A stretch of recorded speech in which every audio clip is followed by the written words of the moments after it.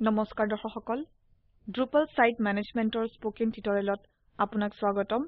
এই টিউটোৰিয়েলত আমি শিকিম ৰিপোৰ্ট চাবলৈ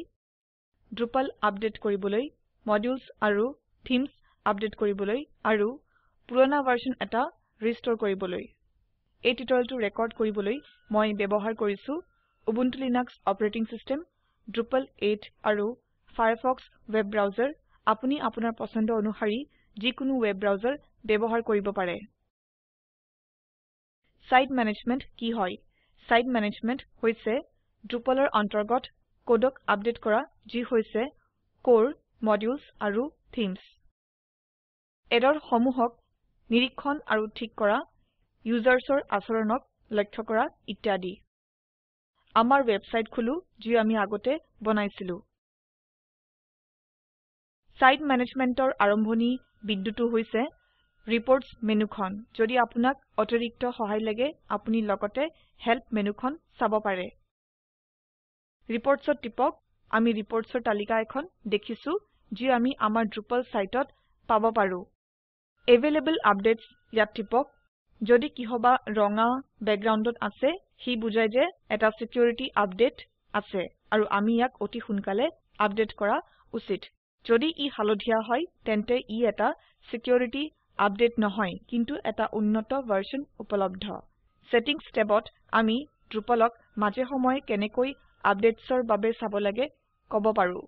আমি লগতে ইয়াক আমালৈ ইমেইল এটা পঠাবলৈ কব পাৰো যদি আপডেটছ উপলব্ধ হয় এনে কৰাটো অতিশয় গুৰুত্বপূৰ্ণ ৰিপোৰ্টছৰ ভিতৰত ৰিসেন্ট লগ মেছেজেছ আমাক Drupalে পোৱা এৰৰ্ছৰ তালিকা এখন দিয়ে মাজে সময়ে আমি এইবোৰ চোৱা উচিত ৰিপোৰ্টছৰ ভিতৰত স্ট্যাটাস ৰিপোৰ্টে Drupalে স্বীকৃত কৰা ইনষ্টলেচন বা কনফিগুৰেচন সমস্যাসমূহ দেখুৱায় উদাহৰণ স্বৰূপে মই MySQL 5.6.30 আছো মোৰ Drupal core status এটো আপ টু ডেট নহয় মোৰ ডাটাবেসটো আপ টু ডেট হয় ইত্যাদি ৰিপোৰ্টছৰ ভিতৰত টপ এক্সেছ ডিনাইড এৰৰ্ছ আৰু top page not found errors এইবোৰৰ লগতে গুৰুত্বপূৰ্ণ এইবোৰ হৈছে আমাৰ সাইটটোৱে সঠিকভাৱে কাম কৰি আছে নে নাই তাক নিশ্চিত কৰিবলৈ সহজ পদ্ধতি টপ সাৰ্চ ফ্ৰেজেছ ইয়ে আপোনাৰ সাইটৰ সাৰ্চ ফৰ্মছত সঘনাই ব্যৱহৃত শব্দসমূহ প্ৰদান কৰে আমাৰ Drupal ওয়েবসাইটৰ ৰিপোৰ্টিং সেকশনটো বুজাটো হৈছে আমাৰ সাইটটো প্ৰতিপালন কৰাৰ প্ৰথম পদক্ষেপ পাছত আহক আমি Drupalক আপডেট কৰিবলৈ শিকো এভেইলেবল আপডেটছত টিপক আমি দেখিছো যে Drupal core বৰ্তমান ভাৰ্সন হৈছে 8.1.0 আৰু পৰামৰ্শ কৰা ভাৰ্সনটো হৈছে 8.1.6 এইটো হৈছে ৰেকৰ্ডিংৰ সময়ৰ অৱস্থাটো আপুনি ইয়াত বেলেগ পৰামৰ্শ কৰা ভাৰ্সন দেখিব পাৰে মন কৰিব যে Drupalে বৰ্তমান পৰামৰ্শ কৰা ভাৰ্সনটো বিচাৰি উলিয়াবলৈ আপোনাক এটা ইন্টাৰনেট সংযোগ লাগিব Drupal coreক আপডেট কৰিবলৈ কোড ফাইলছ ম্যানুৱেল ডাউনলোড কৰি ইয়াক আপোনাৰ সাইটত প্ৰয়োগ কৰাৰ প্ৰয়োজন আমি আপগ্ৰেডিং প্ৰক্ৰিয়াটো ক্ৰমে চাম প্ৰদত্ত ক্ৰমসমূহ বিটনামী Drupal stack ইয়াত প্ৰয়োগ হয় কিন্তু হৰখিনি ক্ৰম আন যিকোনো Drupal ইনষ্টলেচনত প্ৰয়োগ হয় ক্ৰম নং 1 প্ৰথমে আপোনাৰ সাইটটো মেইনটেনেন্স মোডত থওক তাৰ বাবে কনফিগুৰেশনলৈ যাওক আৰু ডেভেলপমেন্টৰ ভিতৰত মেইনটেনেন্স মোডত টিপক পুট সাইট ইনটো মেইনটেনেন্স মোড বিকল্পটো চাওক সেভ কনফিগুৰেশন বুটামত টিপক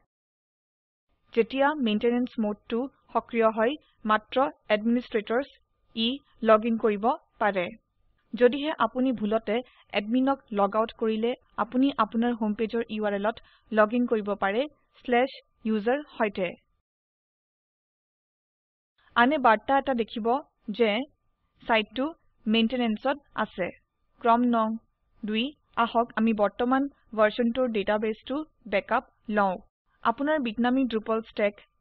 কন্ট্ৰোল উইন্ডো খুলক এই কন্ট্ৰোল উইন্ডো কেনেকৈ খোলা হয় জানিবলৈ ইনষ্টলেচন অফ Drupal টিউটোৰিয়েলটো চাওক Open phpMyAdmin বুটামত টিপক আমি phpMyAdmin পৃষ্ঠাটোলৈ নিৰ্দেশিত হলু ডিফল্ট ইউজাৰনেমটো হৈছে root Drupal admin পাসওয়াৰ্ড আৰু phpMyAdmin পাসওয়াৰ্ড দুয়োটা একেই গতিকে ইউজাৰনেমটো root হিচাপে লিখক আৰু আপোনাৰ Drupal admin পাসওয়াৰ্ড লিখক তাৰ পিছত go বুটামত টিপক বেকআপ এটা লবলৈ প্ৰথমে এক্সপোৰ্ট বুটামত টিপক উপৰ ফালে তাৰ পাছত এক্সপোৰ্ট মেথডটো কাস্টম হিচাপে নিৰ্বাচিত কৰক ডাটাবেস তালিকাখনৰ ভিতৰত বিটনামি Drupal 8 নিৰ্বাচিত কৰক আউটপুট সেকশনৰ ভিতৰত ফাইল নেম টেমপ্লেট Drupal 8.1.0 হিচাপে দিয়ক আৰু কম্প্ৰেছনটোক gzipped হিচাপে সজাওক ফাইল নেমটো আপোনাৰ বৰ্তমান ভাৰ্সনটোৰ ওপৰত নিৰ্ভৰ কৰি বেলেগ হ'ব পাৰে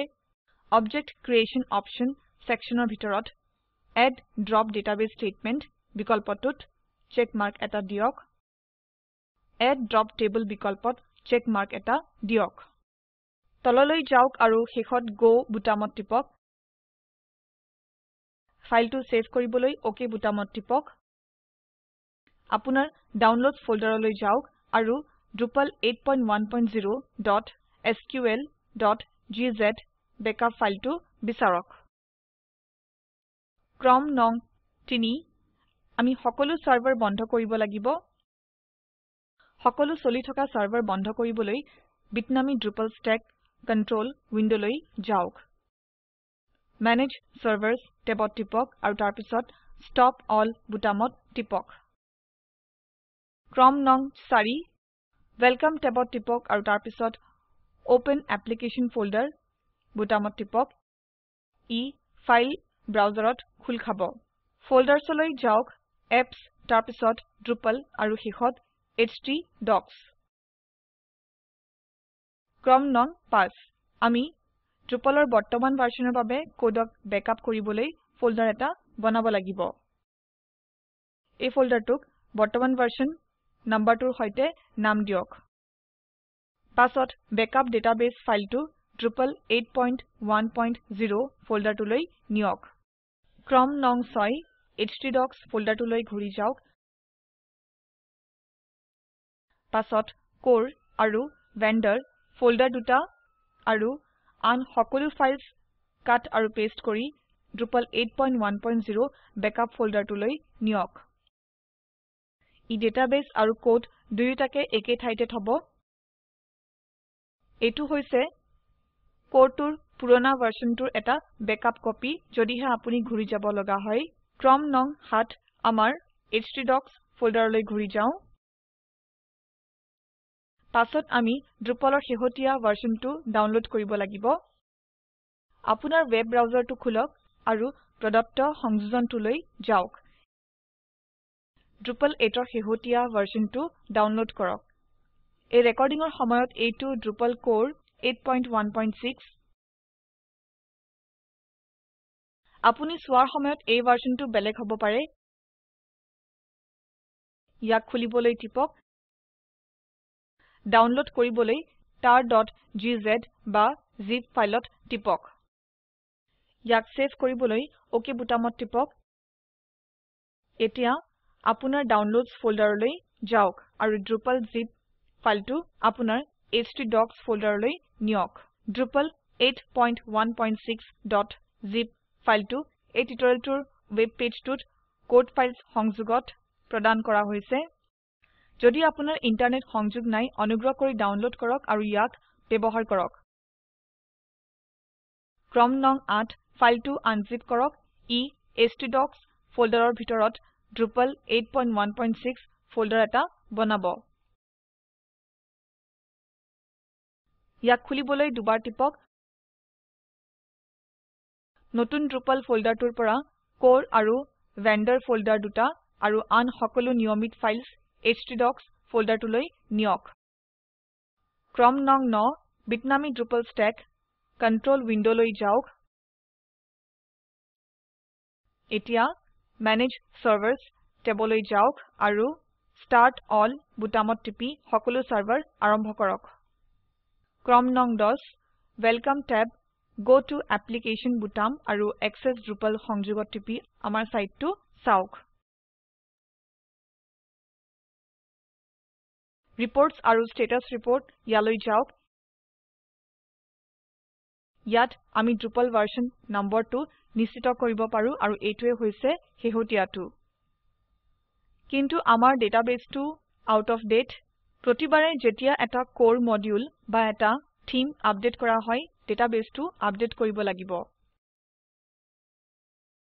ক্ৰম নং 11 আহক আমি ডেটাবেসটো আপডেট কৰিবলৈ শিকো এক্সটেন্ড মেনুলৈ যাওক আৰু আপডেট স্ক্ৰিপ্ট সংযোগত টিপক কন্টিনিউ বুটামত টিপক ই কয় যে আমাৰ কিছু আপডেটছ আছে আপোনাৰ বাবে ই বেলেগ হ'ব পাৰে এপ্লাই পেণ্ডিং আপডেটছ বুটামত টিপক এতিয়া এডমিনিষ্ট্ৰেশ্যন পেজেছ সংযোগত টিপক যদি কোনো এৰৰ্ছ নাই তেন্তে আমি কোডটো সফলভাৱে আপডেট কৰিলো ক্ৰম নং 12 Go Online সংযোগত টিপক Put site into maintenance mode বিকল্পটোৰ পৰা চেক মাৰ্কটো আঁতৰোৱাক Save configuration বুটামত টিপক ই সকলো ইউজাৰ্ছৰ বাবে সাইটটোক অনলাইন মোডলৈ ঘূৰাই আনিব এতিয়ালৈকে আলোচনা কৰা ক্ৰমসমূহ বিটনামি ইনষ্টলেচনত কাম কৰে যদি আপুনি অন্য পদ্ধতি ব্যৱহাৰ কৰিছে বিটনামি অংশসমূহৰ বাহিৰে হৰখিনি ক্ৰম একে হ'ব এতিয়া আহক আমি থিমছ আৰু মডিউলছ আপডেট কৰিবলৈ শিকো এইটো কোৰ আপডেটতকৈ তুলনামূলকভাৱে সহজ কাৰণ Drupalয়ে ইয়াক এটা বুটামৰ টিপতে কৰিব কেতিয়াবা আমাৰ কোনো কোৰ আপডেটৰ অবিহনে মাত্ৰ মডিউলছ বা থিমছ আপডেট থাকে ক্ৰম নং 1 ৰিপোৰ্টছ মেনু আৰু তাৰ পিছত এভেইলেবল আপডেটছ ইয়াত টিপক আপডেট টেবত টিপক ইয়াত আমি দেখিছো যে আমি কিছু থিমছ আৰু মডিউলছ আপডেট কৰিব লাগিব হিহত সকলোকে নিৰ্বাচিত কৰক তাৰ পাছত ডাউনলোড থিচ আপডেটছ বুটামত টিপক performing updates in maintenance mode ইয়াৰ বাবে চেক বাকচটো অন থকাটো নিশ্চিত কৰক আপডেট প্ৰয়োগ হবলৈ কন্টিনিউ বুটামত টিপক ই কোডক আপডেট কৰিব আৰু সাইটটোক অনলাইন মোড ইয়ালৈ ঘূৰাই আনিব ক্ৰম নং 2 ৰান ডাটাবেছ আপডেটছ সংযোগত টিপক যদি আপুনি ডাটাবেছটো বেকআপ লোৱা নাই ইয়াক আমি আগতে কৰাৰ দৰে কৰক কন্টিনিউ বুটামত টিপক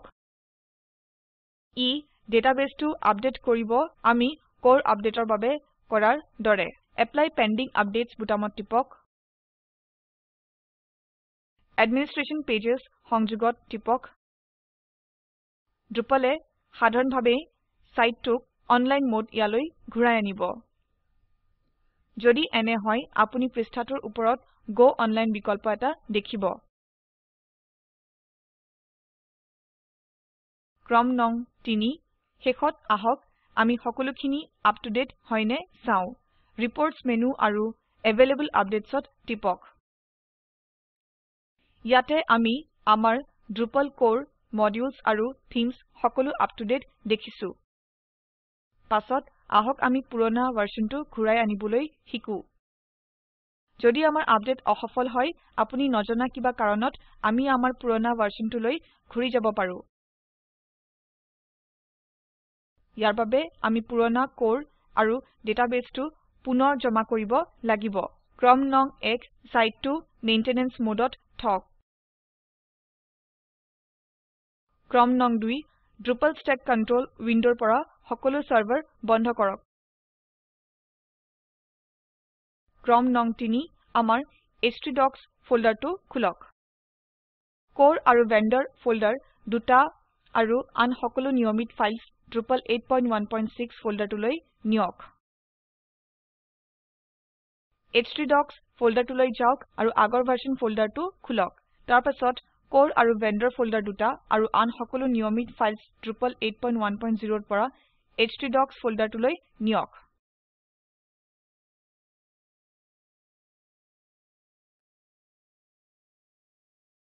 ক্ৰম নং 4 Drupal Stack Control উইন্ডোৰ পৰা Apache আৰু MySQL Servers আৰম্ভ কৰক ক্ৰম নং 5 পুৰণা ডাটাবেস পুনৰ জমা হৈছে Drupal Stack Control উইন্ডোৰ পৰা phpMyAdmin পৃষ্ঠাটো খুলক উপৰফালে ইম্পোৰ্ট বুটামত টিপক ব্ৰাউজ বুটামত টিপক ইয়াত বেকআপ ডাটাবেস ফাইলটো বাছক তাৰ পিছত তলত গো বুটামত টিপক ক্ৰম নং 6 শেষৰ ক্ৰমটো হৈছে আমি পুৰণা ভাৰ্সনটোলৈ আহিলুনে নাই পৰীক্ষা কৰাটো আমাৰ Drupal সাইটলৈ যাও ৰিপোৰ্টছ মেনু আৰু ষ্টেটাছ ৰিপোৰ্ট ইয়াত টিপক ইয়াত আপুনি চাব পাৰে যে এতিয়া আমাৰ Drupal ভাৰ্সনটো হৈছে 8.1.0 মন কৰিব যে আমি মাত্ৰ কোৰ আৰু ডাটাবেস ইয়াকহে পুৰণা ভাৰ্সনটোলৈ ঘূৰাই আনিব পাৰো মডিউলছ আৰু থিমছ সমূহ Drupalৰ দ্বাৰা আপডেট হয় আমি ক্ৰম 6ত ইয়াৰ কপি কৰা নাছিলো গতিকে আমি ইয়াতে পুৰণা ভাৰ্সন নেদেখো ইয়াৰ সৈতে আমি এই টিউটোৰিয়েলটোৰ শেষলৈ আহিলো আহক আমি মূলভাৱ চাও এই টিউটোৰিয়েলত আমি সাইট ম্যানেজমেন্টৰ গুৰুত্বপূৰ্ণ দৃষ্টিভংগীৰ বিষয়ে শিকিলো ৰিপোৰ্ট চোৱা আৰু বিশ্লেষণ কৰা ডাটাবেস আৰু কোডৰ বেকআপ লোৱা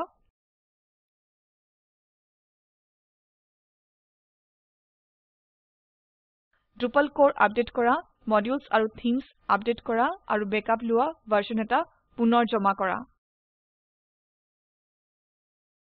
এই সংযোজনৰ কথাচিত্ৰটোৱে স্পোকেন টিউটোৰিয়েল প্ৰকল্পৰ মূলভাৱ দৰ্শায় অনুগ্ৰহ কৰি ইয়াক ডাউনলোড কৰক আৰু চাওক স্পোকেন টিউটোৰিয়েল প্ৰকল্প দলে কৰ্মশালা পাতে আৰু প্ৰমাণপত্ৰ দিয়ে অধিক জানিবলৈ অনুগ্ৰহ কৰি আমালৈ লিখক স্পোকেন টিউটোৰিয়েল প্ৰকল্প এনএমইআইচিটি এমএচআৰডি আৰু মিনিষ্ট্ৰি অফ কালচাৰ এনভিএলআই দ্বাৰা সমৰ্থিত ভাৰত চৰকাৰৰ অৱদান এই পাঠটি মৌচম হাজৰিকাৰ দ্বাৰা অনুবাদ কৰা হৈছে আই আই টি বম্বেৰ পৰা মই মৌচুমী মেধি এতিয়া আপোনাৰ পৰা বিদায় লৈছো অংশগ্ৰহণৰ বাবে ধন্যবাদ